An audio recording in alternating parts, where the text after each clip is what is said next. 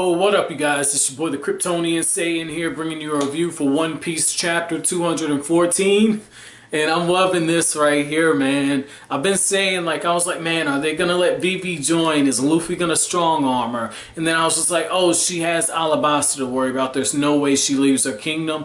Holy shit, she's actually thinking about it. This is good, man. I love this, man. I talk about in my fairy tale reviews about how good internal conflicts mesh with external conflicts and how a really good writer finds a way to bring both into the story and have them play off of each other. And in this case, it's more internal than anything else, but there's a ticking clock involved in this to where Vivi knows that she has to leave by 8 in order to catch up with Luffy and the others by noon, because it'll take Karoo 4 hours to reach Luffy and them. And that's good, just to see her wrestling with it and struggling, and she's saying there's no perverted cook trying to prevent midnight raids, there's no swordsman training all night.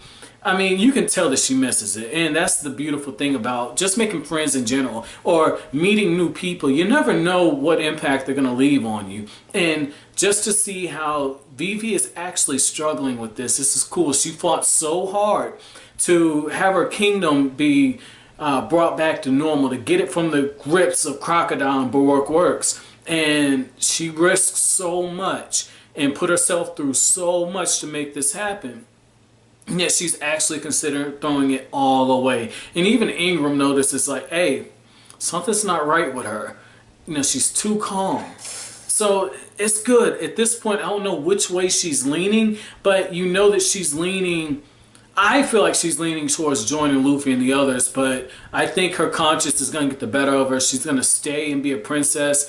More than anything else, it isn't because of what Nami said, where you're a princess, we're pirates, it's not much we can offer you. It's more that she knows that if she's really their friend, she can offer them much more by being a friend that's in high power, in a high place. So this is cool, man. I like what Oda did here. You know, if you hadn't really cared for Vivi's character before, now you really do, because after everything that's happened, Oda has found a way to invest so much into her character and then bring it to a head at this point. This was a really, really good chapter just on that end. And then on the other side, you have Mr. 2, who, you know, escaped. So I was just like, oh, the rest of Baroque Works got away. This dude's kind of, you know, sulking off on his own. What's going to happen?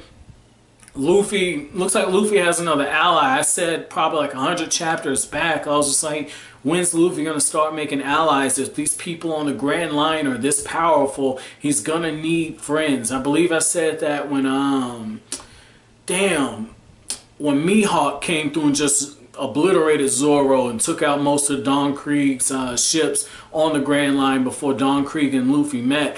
I had said, like, maybe Luffy needs allies at this point. So that was cool, just to see how Mr. 2's on there and Zoro is automatically suspicious. And I think that, once again, chapters like this that focus heavily on character development are needed, because Zoro is kind of there to bring in the checks and balances. And even Sanji is there for that reason, because Luffy's just like, what up, man? You can come join the crew. You want to get down? You want to get down? All right, man, you can get down. That's what's up right there. Like, it seems like Luffy is just like, I'll take whoever. I'm going to be this badass pirate. You can get down with me later, or you can kiss the fucking ring. You know, on some Godfather shit. Now, on another level, this chapter is really good because the chapter really shows that Django and Iron Fist full body, okay? Seeing those two together, you had like the cover stories, and so you got the lead in, and knowing what happened in the cover stories, how those two were so close and everything, it really makes just seeing their dance antics so cool, because if I'm not mistaken, in one of the cover stories, they had the dancing contest, and now Django's part of the Navy. So that was cool to see that, man. And you got Hina, and she's just like, what the fuck are these idiots doing?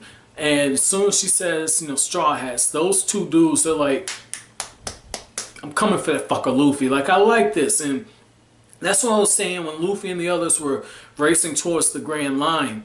I was like, yo, everybody is coming for these dudes. And you just see more people kind of coming in. And I like how Oda is slowly bringing in all the different characters from the cover stories and reintroducing them. And I think that's a very clever way of keeping characters relevant by having the cover stories and have them be taking place while all this is going on. So you have to read the issue from page to page. So that's pretty cool, man. That I love that aspect of it. Another thing that I thought was very interesting was the fact that Ingram, once again, Ingram's like, okay, this is it. They've taken out one of the 7 warlords. There's no turning back, and he wants to know if they should find a way to tell Luffy what his bounty is going to be. And the thing about that is Vivi says it perfectly. They're just going to be more excited knowing that they have bounties right now. And that in itself, that was so beautiful to read, because it just heightens my expectation. I could picture Luffy flipping the fuck out at this point, especially when somebody points out where his bounty is in comparison to the other people in the East Blue. So that's cool. The chapter ends off with Hina telling everyone, like, hey, prepare for war. They've located the Straw Hats ship, because Mr. 2 basically said the Navy's got all this shit blocked off. I can't get away without help. You can't get away without help. We need to let bygones be bygones. It's more of the enemy, and my enemy is my friend. So that in itself, I understand why he linked up. And if I'm not mistaken, the Billions on another ship behind them, because Zoro's just like, it's you guys too. But I like how, if this is the case, Luffy's crew just grew.